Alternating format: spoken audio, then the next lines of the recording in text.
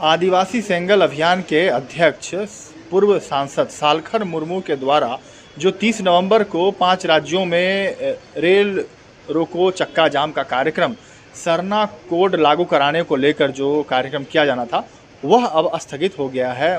क्या कुछ कहना है सालखन मुर्मू का इस कार्यक्रम को लेकर और क्या कुछ आगामी जो है यह कार्यक्रम अब जो है आने वाले दिनों में बताए जा रहे हैं, वही क्या कुछ बातचीत जो है गृह मंत्रालय की ओर से इनको आने बातचीत करने के लिए अनुमति मिली है और क्या कुछ कहना है 30 नवंबर के कार्यक्रम को लेकर, अब वह कार्यक्रम कब निर्धारित किया गया है इनकी ओर से, और वही केंद्रीय सरना समिति जितने भी संगठन है आदिवासी संगठन है उनसे क्या कुछ बातचीत कर जो है आने वाले कार्यक्रम को लेकर बातें कही जा रही है। फूलचंद तिर्की जो अध्यक्ष है उनका क्या कुछ कहना है इस कार्यक्रम को लेकर, सरना कोड और 1932 पर क्या कुछ कहा है सालखन मुर्मू जो अध्यक्ष हैं आदिवासी संगठन अभियान के, यह देखिए। देखिए, भारत के 10% टोटल आबादी आदिवासी हैं जो करीब 13 करोड़ होते हैं। वो प्रकृति पूजक हैं, मूर्ति पूजक नहीं हैं और वे लोग अधिकांश हिंदू मुसलमान ईसाई नहीं हैं।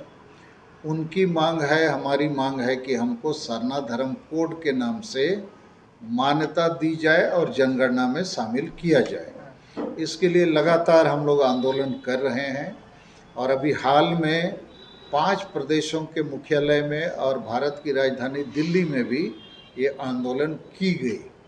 पटना के गांधी मैदान में इसी समय 25 नवंबर 2022 को हम लोगों ने घोषणा किया आदिवासी सेंगल अभियान के तहत, जहां 5 प्रदेश के 10-15 हज़ार प्रतिनिधि शामिल हुए थे, कि भारत सरकार को हमने अल्टीमेटम दिया था कि 20 नवंबर 2022 तक सरना धर्म कोड की मान्यता का वो घोषणा करें या सकारात्मक संदेश दें या हम लोग से बातचीत करने की पेशकश करें।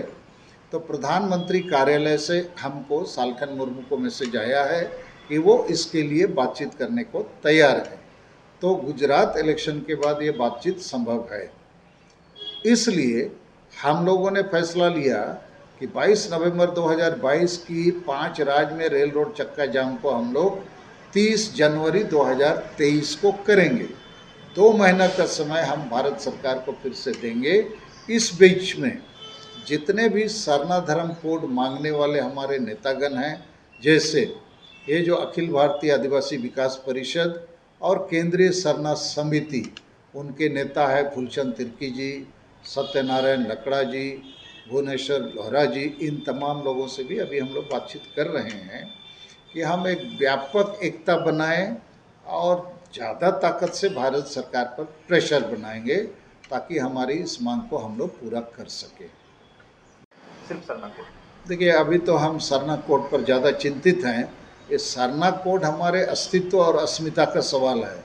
हमको यदि ये धर्म की मान्यता नहीं मिलती है तो आदिवासी हमारा कोई हिंदू, कोई मुसलमान, कोई ईसाई बनने को मजबूर है। उनको प्रलोभन दबाव देके लोग इधर उधर करते हैं तो आदमी ही नहीं बचेगा। तो ये 32-36 ये सब का क्या होना है।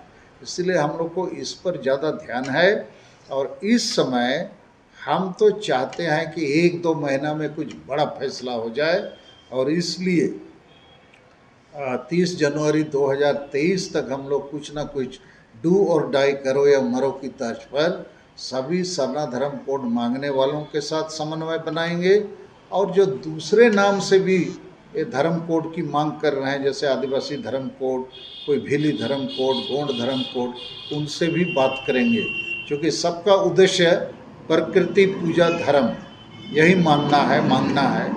तो हम अलग अलग नाम से मांग कर रहे हैं, तो सबके बीच में समन्वय होगी, बड़ी ताकत बनेगी, बड़ा आंदोलन होगा तो सरकार पर दबाव बनेगी और हमको ये न्याय मिलेगा।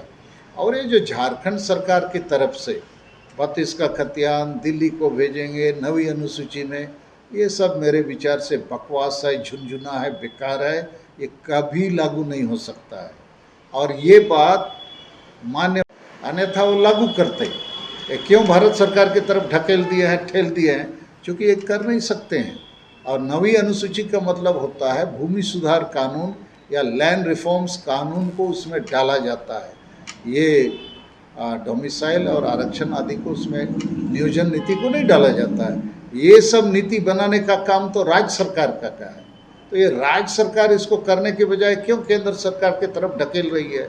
इसलिए कि ये ये होगा नहीं। इसलिए चुनाव लड़ने के लिए नोट और वोट के लिए जनता को बताओ, हमने तो भाई कर दिया, भारत सरकार को दे दिया, वो समझे। अर्थात ये इसको ब्लेम गेम बोला जाता है। हम वोट के लिए जनता को गुमराह बार बार करेंगे, तो इसलिए वो हमारे खास मुद्दे अभी नहीं हैं। हम लोग सरना धर्म कोड पर ज़्यादा चिंतित। हम लोग वर्षों से सरना धर्म कोड की मांग करते आ रहे हैं और ये कोई नई आंदोलन नहीं है या नई रेल रोड चक्का जाम नहीं है। इससे पहले भी हम लोग अखिल भारतीय आदिवासी विकास परिषद, आदिवासी सिंगल अभियान और केंद्रीय सरना समिति की तरफ से रेल रोड चक्का जाम भी किए, यहाँ तक झारखंड बंद भी किए और बहुत सारे आंदोलन, धारणा प्रदर्शन, मतलब अनगिनत हम लोग सरना कोड का लड़ाई लड़ते रहे। लेकिन आज तक भारत सरकार ने आदिवासियों को उनका पृथक धर्म कोड नहीं दिया है, जिसके चलते आज आदिवासियों के साथ में इतना मतलब अन्याय हो रहा है। कोई हिंदू में जा रहे हैं, कोई मुसलमान में जा रहे हैं, कोई सिख में, कोई ईसाई में जा रहे हैं।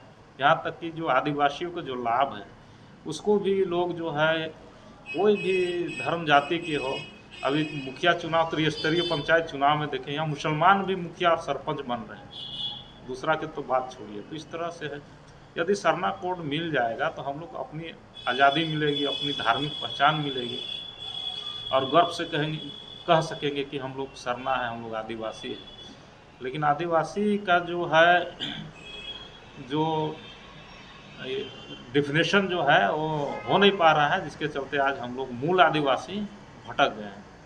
क्या लगता है?